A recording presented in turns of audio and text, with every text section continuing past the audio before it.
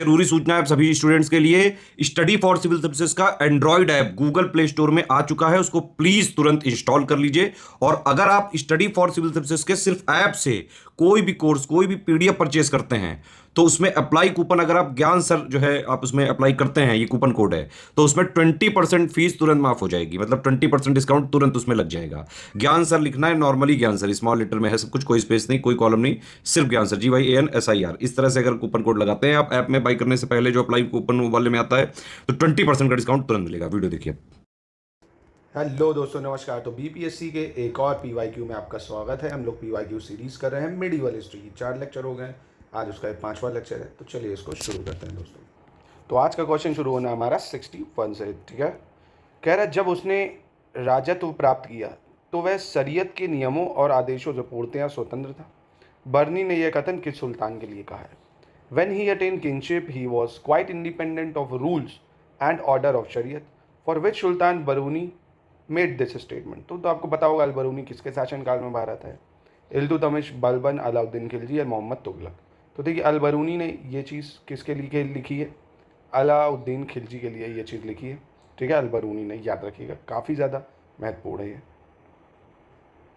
मुगल प्रशासन में मदद माश इंगित करता है। इन द मुगल एडमिनिस्ट्रेशन मदद माश इंडिकेट्स चुंगी कर यानी टोल टैक्स, विद्वानों को दी जाने वाली राजस्व मुक्त अनुदत्त भूमि यानी revenue free land given to learn person, सैन्य अधिकारियों को दी जाने वाली पेंशन यानी पेंशन टू आर्मी पर्सन, या बुवाई कर जिसको हम कल्टीवेशन टैक्स बोलते हैं। तो मदद माश क्या था? तो मदद माश होता था विद्वानों को दी जाने वाली राजस्व मुक्त अनुदत्त भूमि, revenue free land given to learn person, जो भी पढ़े लिखे मतलब स्कॉलर्स लोग होते थे उनको दी जाती थी, ठीक है, जिस पे कोई टैक्स नहीं लगता था। दास्तान आमिर हमजा, दास्तान आमिर हमजा का चित्रांकन किसके द्वारा किया गया है? हु डिड इलस्ट्रेट दास्तान आमिर हमजा? अब्दुस्समद, मंसूर, मीर सैयद अली या अबुल हसन? किसके द्वारा ये कहा गया है दोस्तों? तो ये करा गया है अब्दुस्समद। किसके द्वारा? अब्दुस्समद, ठीक है। चलिए नेक्स्ट देखते हैं। सल्तनत काल में भू राजस्व के लिए सर्वोच्च ग्रामीण प्राधिकरण था। In the Sultanat time the highest rural authority for land revenue was Chaudhary, Rawat, Malik या रयातवारी। कौन था दोस्तों इसके लिए? तो ये था दोस्तों चौधरी। जो चौधरी होते थे सल्तनत काल में, भू राजस्व के सर्वोच्च ग्रामीण प्राधिकरण इन्हीं के अंडर में आते थे। चौधरी लोग कहते नहीं, बड़े चौधरी बन रहे हो ना, चौधरी मतलब जो बहुत बड़े बड़े जमींदार हुआ करते थे, ठीक है। चलिए, गुलाम वंश का प्रथम शासक कौन था? Who was the first ruler of slave dynasty? Iltutmish, Qutbuddin Aibak, Razia Sultan या बलबन? तो देखिए, स्लेव डायनेस्टी का पहला रूलर था कुतुबुद्दीन ऐबक, जो कि 1206 से 1210 तक रहता है, ठीक है। फिर इल्तुतमिश 1210 से 1236 तक रहता है। रजिया सुल्तान 1236 से 1240 रहती है। बलबन 1265 से 1287 तक रहता है, ठीक है, याद रखिएगा। नेक्स्ट देखते हैं। अलाउद्दीन खिलजी के आक्रमण के समय देवगिरी का शासक कौन था? Who was the ruler of Devagiri at the time of Alauddin Khilji invasion? Ramchandra Dev, Pratap Rudra Dev, Malik Kafur या राणा रतन सिंह? कौन थे दोस्तों रूलर वहाँ के? तो थे रामचंद्र देव। कौन थे? रामचंद्र देव देवगिरी के शासक थे उस टाइम, ठीक है, जब अलाउद्दीन खिलजी ने आक्रमण किया देवगिरी पर, ठीक है। चलिए 67 देखते हैं। मुगल प्रशासन में मुहातसिब कौन था? In the Mughal administration muhtasib was सेनाधिकारी, विदेश विभाग का मुख्य, या लोक आचरण अधिकारी, या पत्र व्यवहार विभाग का अधिकारी? कौन था मुहातसिब दोस्तों, ये बताना आपको। तो देखिए, जो मुहातसिब होता था वो लोक आचरण अधिकारी या an officer in charge of public morals, ठीक है, कि कैसा पब्लिक मोरल रहना है, पब्लिक का आचरण कैसा होना है, कैसे जो आप एथिक्स होते हैं ना, कैसे एथिक रहेंगे, ये सब देखता था वो, ठीक है। लोक आचरण, पब्लिक का कैसा व्यवहार होना चाहिए समाज में, वो बताता था, ठीक है, मुहातसिब। सभी भक्ति संतों के मध्य एक समान विशेषता थी कि उन्होंने, a common feature for all भक्ति सेंट वॉज दैट दे, अपनी वाणी को उसी भाषा में लिखा जिसे उनके भक्त समझते थे। Compose their verses in the language understood by their followers. पुरोहित वर्ग की सत्ता को नकारा, rejected the authority of priestly classes. स्त्रियों को मंदिर जाने को प्रोत्साहित किया, encourage women to go on the temple. मूर्ति पूजा को प्रोत्साहित करा, है ना, इनकरेज आइडोलैरिटी, ये करिए, ठीक है। तो सभी भक्ति संतों के मध्य एक समान विशेषता थी, क्या चीज़ की? तो ये थी कि अपनी वाणी को उसी भाषा में लिखा जिसे उनके भक्त समझ सके, ठीक है। Compose their verses in the language understood by their follower, मतलब प्राकृत हो, ब्राह्मी हो, ऐसी लैंग्वेज लिखो जिससे सब लोग समझ सकें, ठीक है। 69 देखते हैं। ब्रिटिश शासन के दौरान खसखस की खेती के लिए भारत के किन क्षेत्रों की को जाना जाता था? Which region of India was known for the cultivation of Poppy plants during British rule? Bihar, दक्षिण भारत, गुजरात या असम? किसको जाना जाता था दोस्तों? तो बिहार को जाना जाता था खसखस की खेती के लिए। किसको? बिहार को, ठीक है। नेक्स्ट देखते हैं। एतमाद-उद-दौला का मकबरा आगरा में किसने बनवाया था?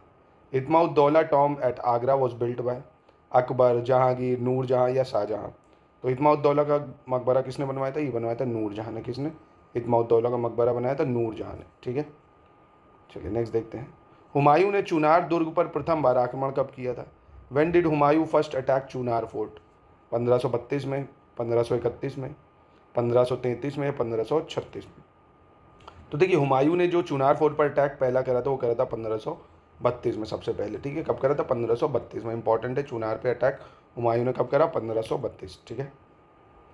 मध्यकाल में बटाई शब्द का अर्थ क्या था? द मीनिंग ऑफ वर्ड बटाई ड्यूरिंग मिडीवल पीरियड वॉज धार्मिक कर, लगान निर्धारण का तरीका, धन कर या संपत्ति कर, religious tax, system of calculating revenues, wealth tax या प्रॉपर्टी टैक्स? क्या था दोस्तों?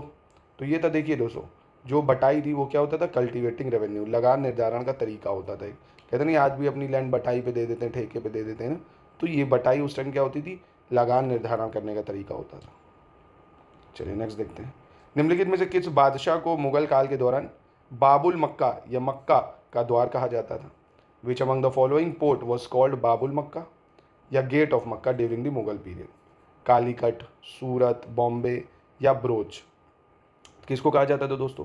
तो ये कहा जाता था आपके सूरत को। किसको कहा जाता था? सूरत को, ठीक है। बहुत ज़्यादा इंपॉर्टेंट है दोस्तों। इसकी डिटेल वीडियोज़ अगर आप चाहते हो तो इन नंबरों पर कॉन्टैक्ट करके हमारे कोर्सेज को ज्वाइन करके ले भी सकते हो, ठीक है। निम्नलिखित कथनों पर विचार करना है। Consider the following statement. Bharat में बाबर के आगमन के कारण क्या थे? ये बताने। The arrival of Babur into India. सबसे पहला, इंट्रोडक्शन ऑफ गन पाउडर, मतलब बाबर के कारण क्या क्या हुआ? Introduction of gunpowder in the subcontinent, पहला। दूसरा, introduction of arch and dome in regions of architecture, establishment of Timurid dynasty in the region, introduction of cannon in warfare, ठीक।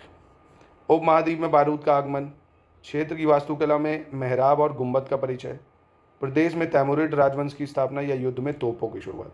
तो देखिए बाबर की वजह से युद्ध में तोपों की शुरुआत ठीक होती है और तैमुरिड राजवंश की स्थापना होती है, ठीक है। ये चीज़ याद रखिएगा, यानी ऑप्शन 3 और 4 बिल्कुल इसके सही है। नेक्स्ट देखते हैं। निम्नलिखित में से किस मुस्लिम शासक ने तीर्थ यात्रा कर समाप्त कर दिया था?